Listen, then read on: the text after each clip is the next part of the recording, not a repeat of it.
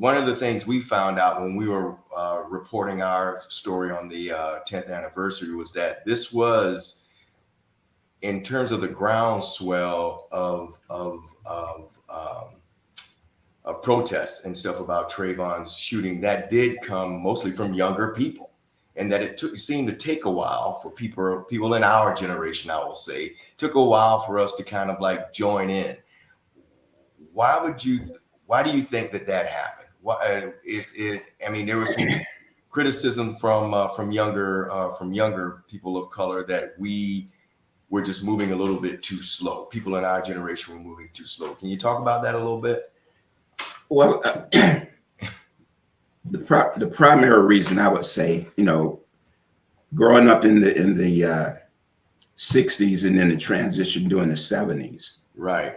As we moved in, after we had the Civil Rights Bill passed, Voting Rights Bill passed, and things opened up for the Black community, Black people, somewhat African Americans, because we've gone through iterations of names from, N-word, colored, Negro, you name it. It was almost like, as a people, we exhaled, and especially Gen X. They were the first group that really started all desegregated schools and education for the most part. So it's this sense that things were better. That just the sense that things were better. Now for my generation, I'm old enough to know about Emmett Till and I saw on TV everything that happened in the 60s, in the early iteration of the Civil Rights Movement.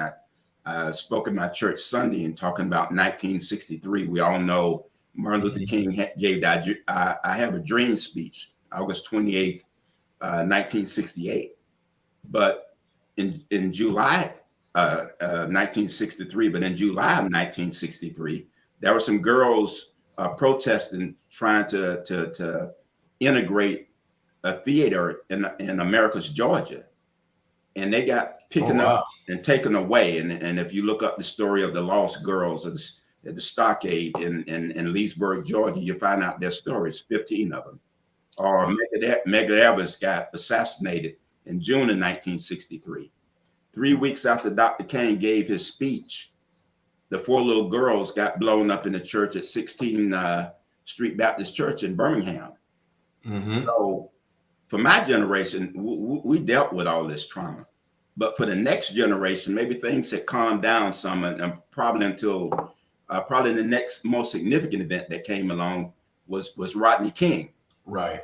And I was in the Air Force at that time, and I was in the car with my base commander, and you had the riots going on in LA. He said, what do you think about this? I said, well, I don't care what a man did. Nobody deserves to get beat and kicked like that. So I don't know whether we're going through another iteration in Martin Luther King's book, Where Do We Go From Here? He actually has a chapter on racism and white backlash. We're dealing with this, everything about critical race theory now.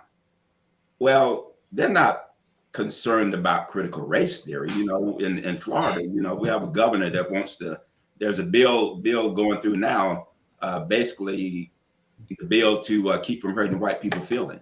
Are you serious?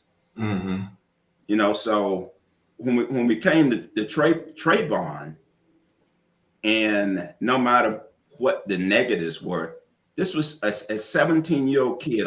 His only no crime. He was walking home. That's and you follow him and you accost him because he had a hoodie on. Just think if he would have, what would have happened if he would have touched him on the shoulder, say, hey, what are you doing? And he turned around, he saw it was a white kid.